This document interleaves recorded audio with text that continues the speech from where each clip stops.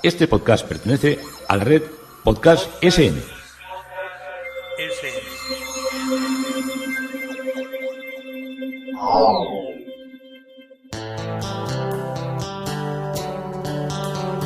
Historia con sentido.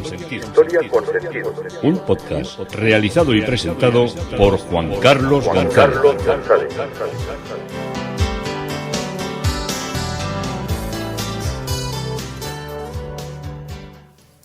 Un saludo a cuantas personas se acercan a través de las redes sociales, de Facebook, de Twitter, de mi página web Historia con Sentido y de la red de Podcast SM. Yo soy Juan Carlos González y un día más encantado de acercaros un espacio de la historia. Hoy el tema propuesto es la sombra de los Medici. Volvemos a Florencia y nos volvemos a centrar en la chiesa de Santa Felicità a Firenze, iglesia de Santa Felicitas o Santa Felicitas, como la llamaban algunos, o la Santa Felicidad romana, que está siendo pues un paso interesante para recorrer una parte de la historia siempre interesante y siempre notoria de los templos florentinos que están cargados de arte, de belleza y que, ya sabéis, produjeron ese mal, el mal de Stendhal, de verse agobiado, diríamos hoy una palabra actual, por contemplar y por presenciar tanto arte. Cuando los pueblos tuvieron que transformarse prácticamente en aldeas, en villas urbanas, a lo largo de lo que fue nuestro siglo pasado, puesto que la inmigración tuvo que emigrar de una agricultura muy mal estructurada, muy mal organizada y que hizo que pues muchas personas no tuvieran pues prácticamente ni para comer y tuvieran que desplazarse pues de lo que fueron los campos de Castilla, de Extremadura, de gran parte de Andalucía a las regiones del norte donde por lo menos había trabajo y había una mínima de infraestructura vital que pudo evitar un colapso vivencial en muchas aldeas y en muchos pueblos de nuestro país. Unos en un primer momento optaron por salir de su región e irse a otras regiones dentro del terreno peninsular, sobre todo porque en gran medida no había una dificultad de la lengua. Otros muchos, fueron varios millones, los que tuvieron que emigrar, tuvieron que irse bastante lejos de su patria. Me estoy acordando ahora de Francia, de Suiza, de Alemania, de Bélgica, y tuvieron que cortar con todo lo que tenían aquí e ir a una serie de explotaciones muy duras porque indudablemente los que de aquí fueron iban a lo que no querían nadie.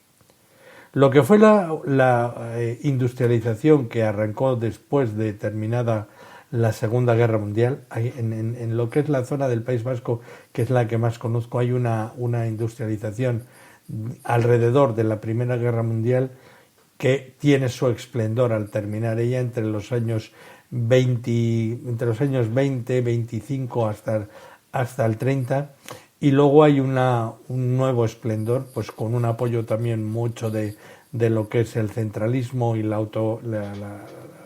y estar en un régimen autocrático de intentar que todo se produjera aquí, pues hubo una gran expansión a partir de los años 54, 56, hay en esas fechas donde el desarrollo industrial tiene un grandísimo despliegue.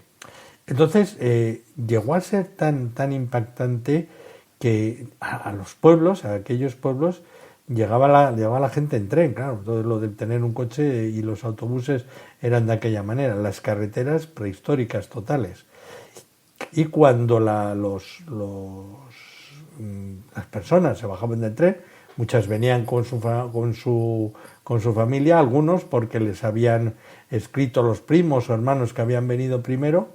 En el mismo andén de la estación estaban unos encargados que se repartían el personal. Esto pues suena casi a un campo de concentración, no era que los iban a matar. Bueno, igual sí, un poco sí que los iban a explotar, pero eso era la vida que tenían entonces.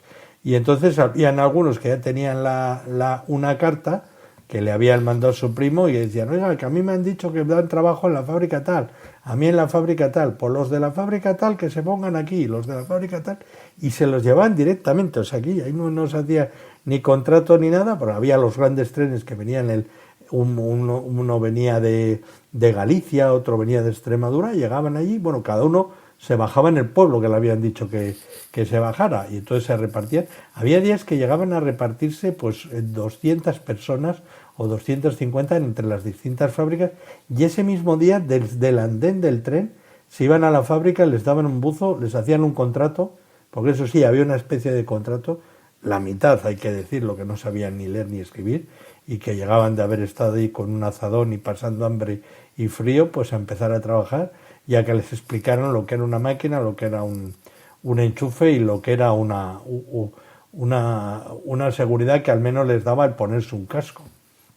Me acuerdo que en la portería de la fábrica había allí con un gran letrero con unas letras rojas y negras que ponía: llevamos 3 días o 5 días sin accidente. Ahí moría muchísima gente. Yo tuve la desgracia también de que mi padre murió en aquella fábrica, en lo que era pues mucho abandono de... ¿Qué os voy a contar? Pero bueno, la historia no la puedo reescribir y yo aquello ya lo tengo olvidado, ¿no? Porque siempre me vienen recuerdos, pero desde luego al que mandaba entonces en la fábrica yo creo que lo tengo perdonado, y de vez en cuando, además ahora, hasta alguna vez me he juntado a comer con él. Pero no voy a contaros mi vida, que podría ser en esa etapa muy triste, sino la vida de lo que eran las fábricas. Y claro, como llegó tanta gente, pues había un problema, que no había casas. Entonces, pues, la gente vivía hacinada. Había un caserío, no me acuerdo ahora del nombre, porque siempre le denominaban el de las 100 chimeneas. Os imagináis, no tenía 100, pero igual tenía 15 chimeneas. ¿Por qué? Porque lo habían distribuido por dentro en pequeñas casas, en pequeñas habitaciones, con derecho a cocina. Las familias vivían un auténtico hacinamiento. Y claro, el Estado, esto era un punto de conflicto, que también estuvieran ganando tanto los empresarios y que la gente viviera pues en unas condiciones infrahumanas. En mi pueblo en concreto no hubo chabolismo. En otras regiones sí que hubo chabolismo, en pueblo no hubo, porque más o menos se pudieron ahí justo repartir. Pero claro, en una casa igual vivían 12 personas. Una casa que normalmente hubiera sido para 5, pues vivían un montón, con colchones echados por el suelo, que ahora que vamos todos de fisnos en esta vida y vemos la inmigración, yo suelo pensar a veces, ay, ¿de dónde venimos? ¿Cómo sacamos pecho para muchas cosas y estamos a un paso de la miseria si miramos para atrás? Entonces empezaron a obligarles a las fábricas a hacer 2 cosas. Primero, hacer casas barriadas que tuvieron que construir para ofrecérselas a los obreros, y entonces cada fábrica hacía su barrio, hacía un pequeño barrio con unas dimensiones pues más o menos humanas, con sus arcadas, con su pequeña tienda, y alquilaba las casas. Bueno, las daba por una especie de orden. Pues si tienes tantos hijos, si estás casado aquí, si llevas tantos años en la fábrica, si eres encargado o ya tienes un titulillo, pues te vamos a dar una casa de tantos metros en tal zona. Si acabas de entrar, tienes que ponerte a la fila, a la cola, como decimos aquí, para que te puedan dar la vivienda. Y a eso también se sumó lo que era el tema educacional, que también les dijeron, no solo eso, porque claro, las escuelas como eran, venía mucha emigración, pues claro, esa emigración que venía, pues sí, claro, no voy a hacer la broma, pero lo único que les quedaba era tener hijos, y entonces los tenían a barullo, eran el baby boom de la generación de la que soy yo, que había niños por todas las partes y por todas las esquinas. Y entonces ya al final también obligaba al ministerio, bueno, no es que te obligara, es que el ministerio, como en todos los ministerios, el ministerio entonces rimbombante, Ministerio de Educación y Ciencia, pues te iban a la fábrica y le decían, oye, que tú no estás pagando impuestos. Pues a mí lo ha contado el empresario, que le dijeron así. O sea que le venía el inspector y le decía, mira, vamos a hacer aquí un instituto. ¿Cómo vais a hacer aquí un instituto?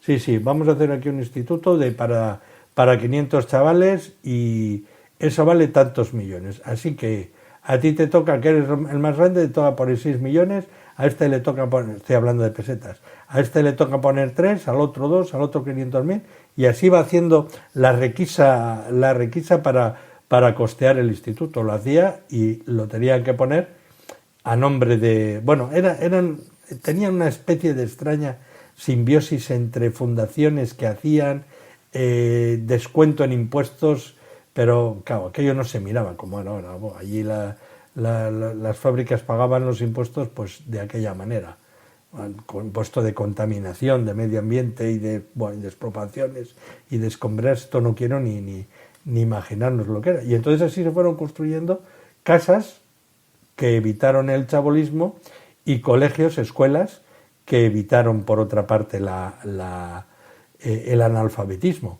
Y también hubo pues una preocupación, que esto ya venía de principios de siglo, de los años 1917, que llegan hasta la Primera República, de la creación de primeras escuelas profesionales allí. Claro, imaginaros, hacía falta mucha mano de obra, por ejemplo, de limar piezas, de manejar un torno. No podían manejar todos un torno, pero igual tenían que hacer una pieza que fuera un martillo, por ejemplo, de alguna manera, y le tenían que hacer quitarle ciertas rebarbas. Pues ahí tenían a los chavales en unos almacenes inmensos, que las mismas empresas llevaban el material, y allí trabajaban en una especie de taller escuela para aprender, y eran aprendices. Y iban las empresas, imaginaos ahora esto, qué esquizofrenia nos entraría, con 16, con 17 años, hasta con 14, iban a las escuelas a coger a los chavales para llevárselos directamente ya a trabajar a la fábrica. Necesitaban más gente.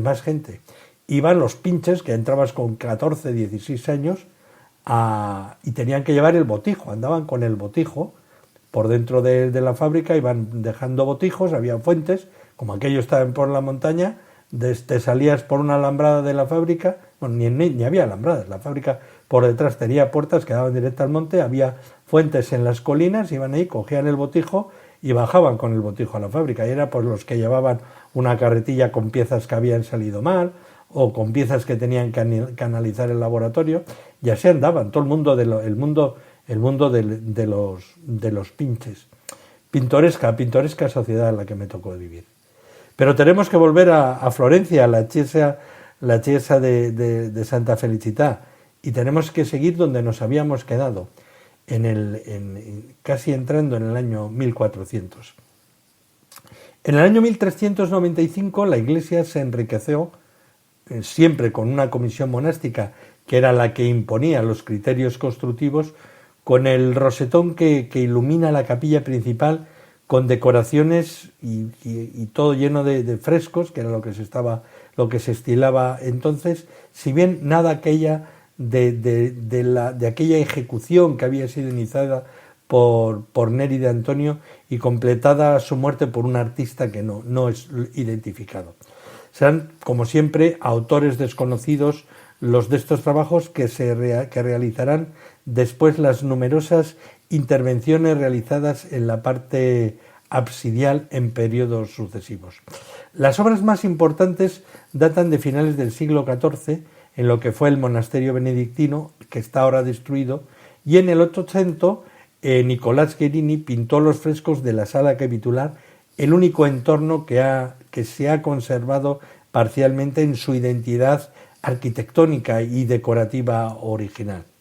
El mismo pintor intervino quizá más tarde también en las paredes de la iglesia y en el monasterio contiguo. De hecho, se le atribuyen varias pinturas a él y a su círculo, de los cuales quedan algunos ejemplos fragmentados en dos frescos ya separados en el siglo XIX, que son una Anunciación y una Natividad que hoy se encuentran en la sacristía y que son muy interesantes de ver. Y también el Martirio de Santa Catalina, colocado después de la restauración en el pasillo lateral del claustro. Una era de gran renovación cultural y artística fue el siglo XV. Vio la implementación de numerosas intervenciones arquitectónicas y decorativas importantes también en Santa Felicità.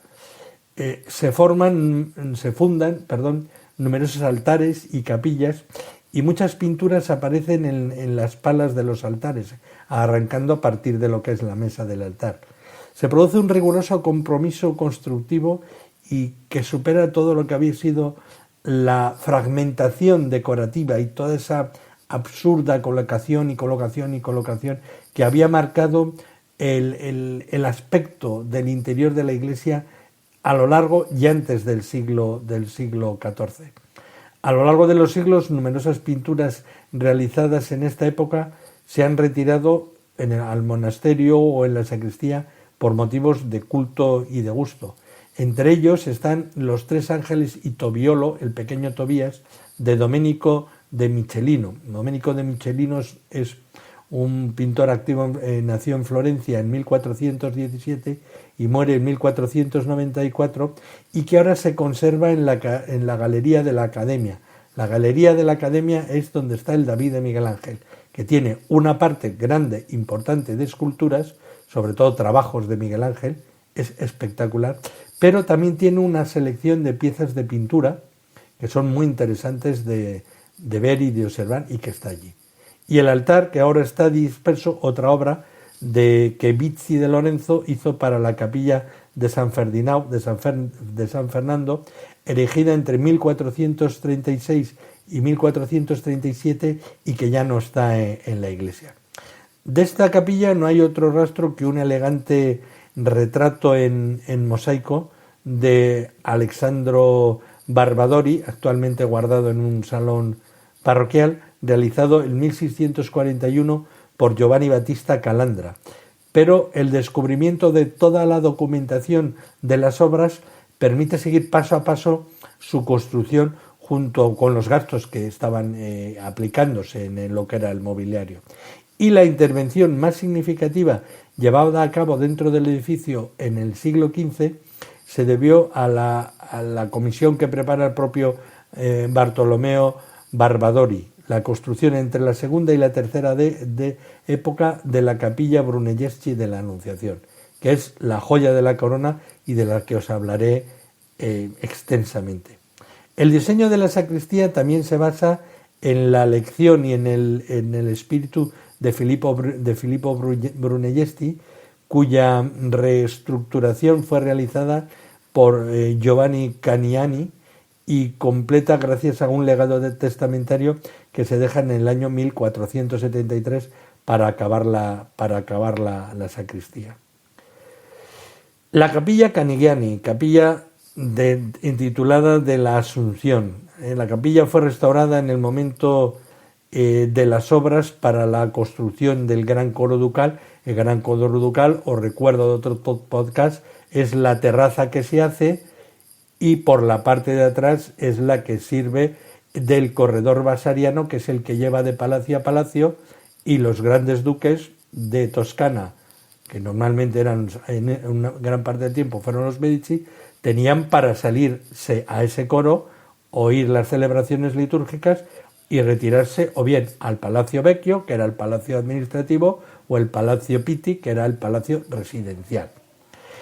Como os digo, la construcción del coro ducal, encargado a Giovanni de Antonio Caniani, Bernardino Pozzetti desarrolló el proyecto de crear un intento de simetría con la capilla Barbadori Caponi, y la decoración interior se confió al proyecto de Pozzetti. Sin embargo, los frescos de la bóveda fueron sustituidos durante la renovación del coreto entre los años 1765-1767, y la Santísima Trinidad, pintada en la nueva cúpula por Tommaso Giardini, que vive en Florencia entre 1715 y 1797, probablemente se ajusta al plan iconográfico original. En la primera mitad del siglo XVI se ve a Santa Felicità como un punto de apoyo de experiencias artísticas fundamentales. Gracias a las intervenciones cooperativas o corporativas encargadas para la capilla Barbadori por el nuevo mecenas, que es Ludovico Caponi, un hombre muy sensible, muy mecenas de esta época. Esta capilla es la dedicada a la Virgen de la Annunziata, que fue diseñada, como os he dicho, por Filippo Brunelleschi. Filippo Brunelleschi vive en Florencia entre 1377 y 1446, entre la segunda y la tercera década del siglo XV. Con su compra por Ludovico Caponi en 1525, recibió el nuevo título de la Pietà. Tenemos una iglesia que tiene una parte que se había concebido para el misterio, para la celebración de la Anunciación, y otro que es para la piedad, para esa serie de obras que les conmueven tanto, de esas vírgenes arrodilladas, esos descendimientos, esas deposiciones que dicen los italianos, pues con la idea vinculada por el mecenas que tenía de convertir esa capilla en lo que era un cementerio familiar. El plan iconográfico de la decoración de Pontormo, que es el que va a pintar esa capilla, es encargado por el propio Ludovico Caponi en una síntesis de los dos destinos, que sea una capilla y que sea un enterramiento, Anunciación y Pietà. Y el ambiente artístico se sometió a numerosas intervenciones a lo largo de los siglos, pero en 1936 una restauración realizada por Raffaello Niccoli sacó a la luz parcialmente lo que fuera su estructura original. Con una planta cuadrada, un plan cuadrado, la capilla está cerrada por dos lados por una puerta, y el arco está soportado por unas columnas jónicas. El techo está abovedado, originalmente era hemisférico, y destaca sobre 4 pechinas decoradas con rondas o tondos que representan a los 4 evangelistas. El piso del siglo XVI, del que solo han quedado fragmentos, estaba compuesto por azulejos de mayólica blanca con rayas azules.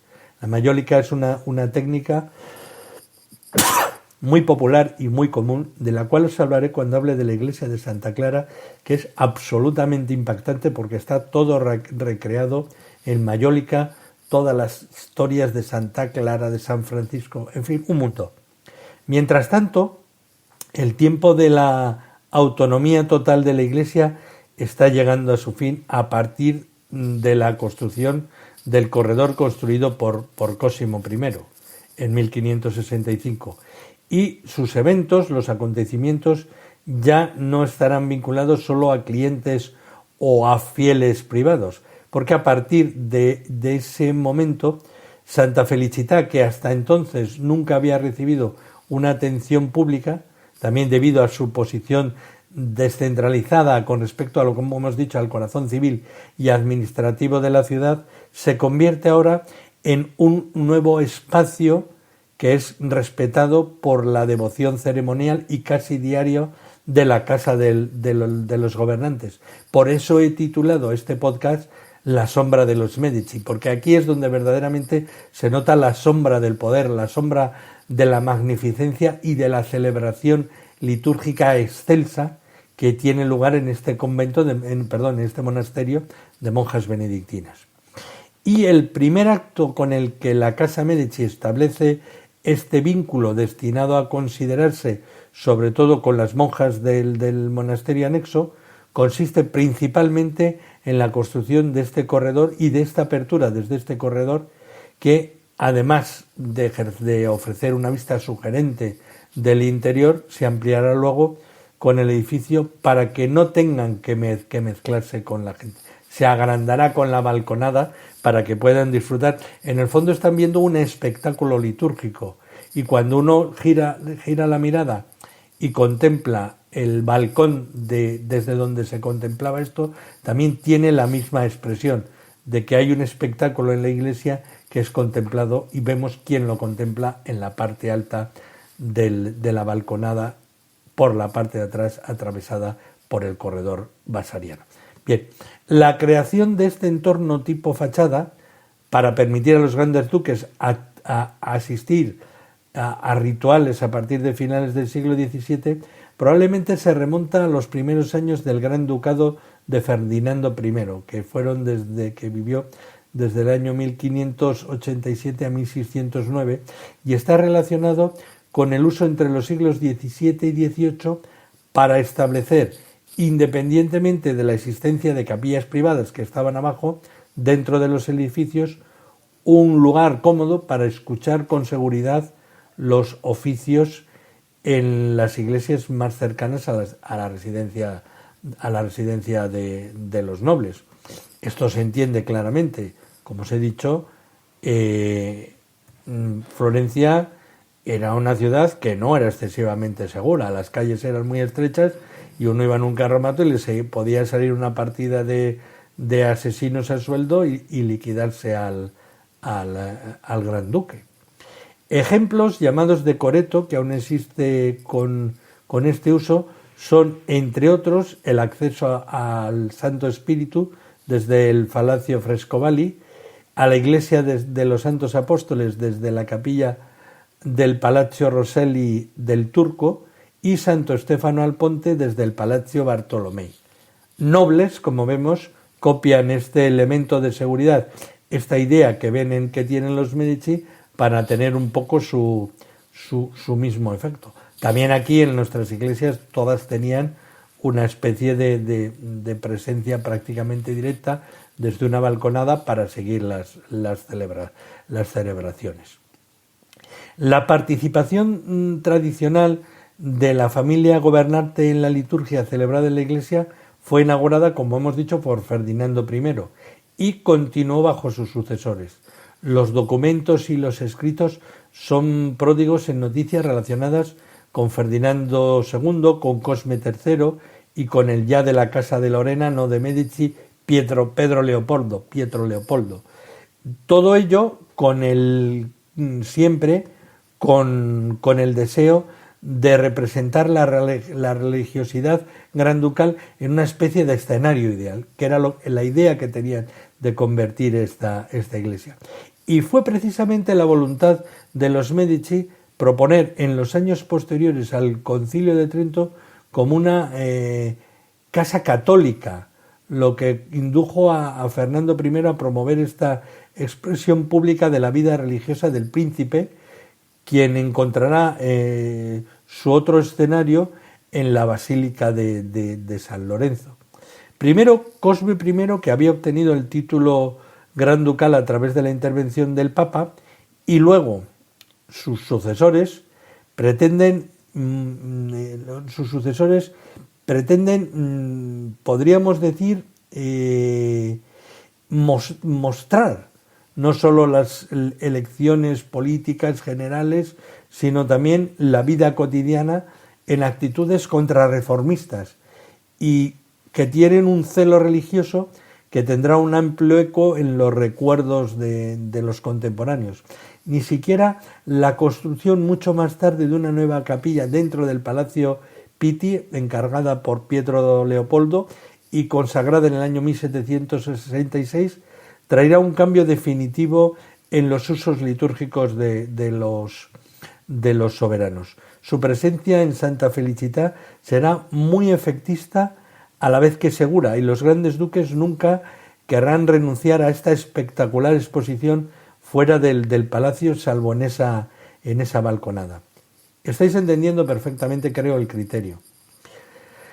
El príncipe es un príncipe porque lo ha puesto Dios, porque si hubieras querido que fuera un mendigo, esta es la mentalidad que tenían, más o menos, yo estoy haciendo una fusión de ideas. Si Dios hubiera querido que los Medici fueran los mendigos de Florencia, hubieran sido los mendigos de Florencia. Ellos son asimilables por poder y por gobierno a unos reyes, prácticamente casi a los emperadores que estaban gobernando todo lo que era Europa. Es más, muchas de las veces por parentesco son papas, hermanos de papas o sobrinos de papas.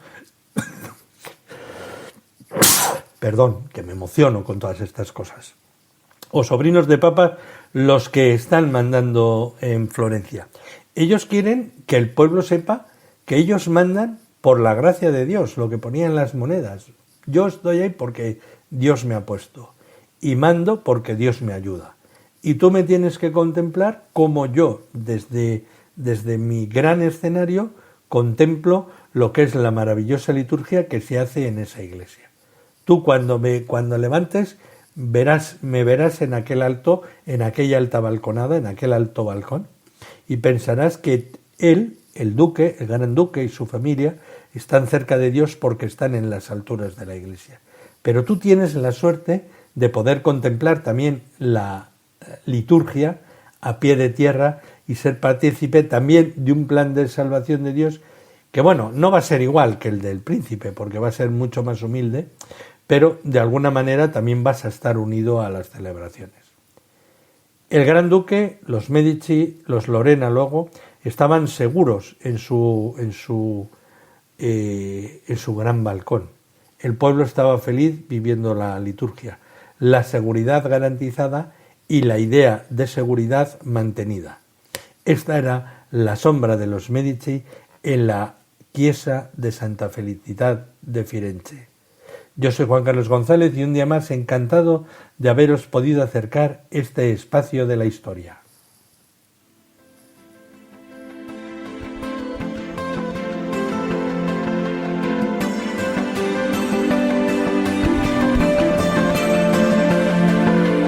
Hasta aquí un episodio más de Historia con Sentido. El podcast que te habla de historias de la historia, sucesos, eventos, como si el ayer fuera hoy. Síguenos a través de iTunes, Spreaker o iVoox. Contacta con nosotros por correo electrónico escribiendo a podcast@historiaconsentido.com. Nuestra web www.historiaconsentido.com. Y en Twitter nos encontrarás